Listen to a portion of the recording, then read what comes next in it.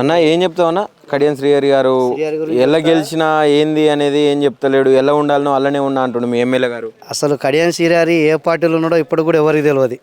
ఎవరు అసలు ఆయన ఐడియా ఉందా? అసలు తెలియదు ఆయనకు తెలియదు, ఆయనకు కూడా తెలియదు ఏ పార్టీలో ఉన్నాని. ఇంకోటి ఏంటంటే ఇక కొత్తగా చెప్పాలంటే ఆయన ఎమ్మెల్యే అని మాకు కూడా తెలియదు ఇప్పటికైతే. ఉన్న వాస్తవం చెప్తాను నేను. ఇప్పుడు ఈ మీడియాలో మాట్లాడుతున్నాం కదా, ఒకసారి ఈ మీడియాలో మేము ఏమన్నా వర్గర్గా ఎవరో మాట్లాడడం కానీ మాట్లాడినట్టు కూడా అయితే కూడా రేపో ఎల్లుండో మా మీద కేసులు కూడా అవుతాయి. మళ్ళీ ఆల్రెడీ కేసులు అయ్యి ఇంకా ఇవాళ రేపో పోలీస్ స్టేషన్కు కంపల్సరీ పిలిపిస్తాడు మమ్మల్ని. ఇదంతే వేస్ట్ ప్రభుత్వం. ఒక మాటలో చెప్పాలంటే రియల్ ఎస్టేట్ మొత్తం పడిపోయింది. రైతులకు యూరియా ఇది అనేది మొత్తం ఏం లేదు. ఇది మహిళలకు 2500 అనేది లేదు. ఇంకొకటి చెప్పాలంటన్నా బీఆర్ఎస్ ప్రభుత్వం ఉన్నప్పుడు డబల్ బెడ్రూమ్లు మొత్తం బీఆర్ఎస్ ప్రభుత్వంలో అయినాయి. వాళ్ళు ఇవాళ నిర్ణయాలు వచ్చి మొత్తం ఏదో పెయింట్ వేసుకొని మేము ఇచ్చినామని ఫోటోలు దిగి ఫోటోలు పెట్టుకోవడం అది ఎంతవరకు కరెక్ట్ అన్నది? మొత్తం ఇవ్వలేదు కదా ఇందిరమ్మ ఇల్లు, అవి మొత్తం కట్టించి ఇందిరమ్మ ఇండ్లు ఇవ్వలే, కట్టి డబల్ బెడ్రూమ్లు మొత్తం కట్టించింది బీఆర్ఎస్ కేసీఆర్ గారే. వీళ్ళు వచ్చి కలర్ వేసుకొని మేము ఇచ్చినామని పోజులు కొడతాను పేపర్లకు ఇచ్చి. రేవంత్ రెడ్డి కానీ ఎవరైనా కానీ మిగతా వాళ్ళు ఎమ్మెల్యే కానీ మినిస్టరే కానీ ఎంపీ కానీ. ఒకటి చెప్పాలంటే కోకాపేట ఎట్లున్నది ఒకప్పుడు, మన హైటెక్ సిటీ ఎట్లున్నది ఒకప్పుడు, ఇప్పుడు చూడు ఎట్లున్నదో. అది మొత్తం అంత నెంబర్ 1గా అది మన బీఆర్ఎస్ ఉన్నప్పుడు. అది ఒక మన ఏమంటారు దాన్ని, ఒక లండనో లేకపోతే ఏదో ఒక బయట దేశాలలాగా అనిపించింది. అది ఇప్పటికి కూడా అలాగే ఉంది. కానీ అప్పుడు కరెంటు పోకపోయేది, రోడ్ల పంట లైట్లు ఉండేది హైదరాబాద్లో కూడా. ఇప్పుడు నువ్వు 10 అయిందంటే చూడు రోడ్ల పంట లైట్లు ఉండేది చక్కగా. మనం బండి వేసుకొని పోతుంటే ఎప్పటికి 24 hours ఉండేది లైట్లు, అసలు లైట్లే ఉండేవి. అంతేందుకన్నా మా ఊళ్ళో కూడా లైట్లు లేవు చక్కగా.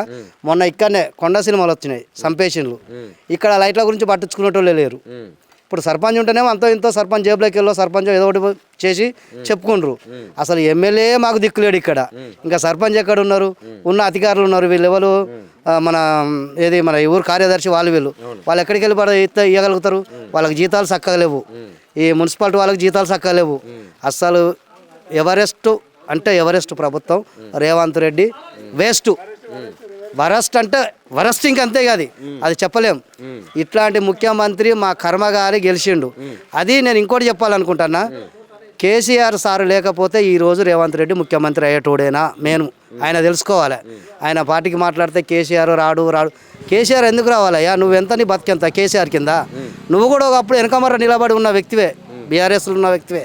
రేవంత్ రెడ్డి గారు సీఎం గారు ఆయన కూడా బీఆర్ఎస్లోనే ఉన్నాడు. తర్వాత టీడీపీకి పోయిండు, తర్వాత గరికేకి ఇచ్చి బీజేపీ కూడా పోయిండు. ఆయన గరికేకు ఎవరికో 50 లక్షలు ఇచ్చి 50 కోట్లు ఇచ్చి పదవి కొనుక్కొని నువ్వు ఇవాళ మినిస్టర్ అయినావు, ఏది మన సీఎం అయినావు. లేకపోతే నువ్వు ఎక్కడికి వెళ్ళి సీఎం అవుతావు? అదే మన తెలంగాణ రాకపోతే నువ్వు సీఎం అయ్యాలా అవుతావా? నీ వీడియోలు అన్నీ ఉన్నాయి. ఓటుకు దొరికినవి నీ మీద ఎన్ని కేసులు? 136 కేసులు ఉన్నాయి నీ మీద. కేసులలో నెంబర్ 1 సీఎం అంటే మన తెలంగాణ సీఎమే నెంబర్ 1 కేసులలో. ప్రతి రాష్ట్రాల్లో మన భారతదేశంలో మొత్తంలో నెంబర్ 1 సీఎం అంటే రేవంత్ రెడ్డి గారే. ఏది కేసులలో, పనితనంలో కాదు, కేసులలో దొంగ చేస్తున్నా ప్రజలందరూ ఆదరిస్తున్నారు. ఇంకో 10 సంవత్సరాలు నేనే ఉంటా ముఖ్యమంత్రి. ఆయనకు దమ్ముంటే రేపు రాజీనామా చేసి కొడంగల్లో ఎమ్మెల్యేగా మళ్ళీ గెలువమను. కొడంగల్లోనే గెలువమను. ఆయనదే చెప్తాను కదా నేను. ఆయనకు నియంగా సిద్ధశుద్ధి ఉంటే ఆయన నియంగా అదే ఇక కాంగ్రెస్ ఒరిజినల్. ఒకప్పుడు ఏమన్నాడు ఆయన కాంగ్రెస్లో రాజశేఖర్ రెడ్డి గారిని, టీడీపీలో ఉన్నప్పుడు టీడీపీనే లేకుండా చేస్తా, ఇది చేస్తా, అది చేస్తా అన్నాడు రాజశేఖర్ రెడ్డి. పావురాల కొండలో పావురం అయిపోయిండు అని మాట్లాడిండు. ఇవాళ నువ్వు కాంగ్రెస్లోకి ఎట్లా వచ్చినావా? నువ్వు టీడీపీలో ఉండాలి కదా, నువ్వు కాంగ్రెస్లోకి వచ్చినావు, ఏదో చేసినావు, ఏదో అయింది, అయిపోయింది. నువ్వు ఇవాళ నువ్వు నియంగా నీకు సిద్ధశుద్ధి ఉంటే నియంగా నువ్వు మనిషివే అయితే నేను ఇంకా అంత ఎవరెస్ట్గా చెప్పలేను. కొడంగల్లో రాజీనామా చేసి ఎమ్మెల్యే గెలువమను. ఆయన సత్తా అదే. ఇక ఆయనకు నేను చెప్పాలనుకున్నది అదే. ఎక్కడ అభివృద్ధి చేసిండు? మూసీ నదిని పెట్టిండు, హైడ్రా పెట్టి పేద ప్రజలను ఉన్నోళ్ళని కాదు. అక్కడ ముందు చూపెడదాం పండి, అక్కడ ఇంకెన్ని బిల్డింగులు ఉన్నాయో, కొత్త బిల్డింగులు కొత్త అన్నీ ఉన్నాయి. వాళ్ళు అన్నీ కాకుండా ఉన్న వాళ్ళే కూలదెంగకుండా పేదవాళ్ళే కూలదెంగడు. ఎస్టీలై, ఎస్సీలై, ఇంకెవరైనా బీసీలో వాళ్ళు, ముజరాజు వాళ్ళు, సాగలలో ఇట్లా క్యాస్ట్ల పేరు అందరి ఆక్రమించుకున్నాయన్ని వెలికి తీస్తున్నా అంటుంది. అది లేదు, ఆక్రమించుకునే కాదన్నది. వాళ్ళు ఎప్పటి నుండో ఉన్నారు, గత 20 సంవత్సరాల నుండి ఉన్నారు. ఇవాళ నువ్వు రాగానే ఆక్రమించుకున్నారా? మరి నీది గులగొట్టు ఫస్ట్, నీది గులగొట్టు, వాళ్ళది గులగొట్టు. నీది ఆక్రమించుకున్నది కదా, మరి నీది గులగొట్టు ఫస్ట్, వాళ్ళది గులగొట్టు. మీ అన్నది ఉన్నది, మీ తమ్మింది, అది గులగొట్టు. దాని జోలికి ఎందుకు పోతలేవు? తుమ్మల నాగేశ్వరరావు ఉంది, దాని జోలికి ఎందుకు పోతలేవు? పట్నం మహేందర్ రెడ్డి ఆయన జోలికి ఎందుకు పోతలేవు? స్టే మరి వీళ్ళకు కూడా అవకాశాలు ఇవ్వాలి కదా, పేదవాళ్ళకు కూడా అవకాశాలు ఇవ్వాలి. స్టే తెచ్చుకున్న దాకా వాళ్ళకి అవకాశాలు ఇచ్చి, ఒకవేళ కోర్టు ఇది కాదు అంటే అప్పుడు తీయాలి. నువ్వు అవును అంటే మరి నువ్వు దేనికి ఒప్పుకుంటావు? అంతే కదా.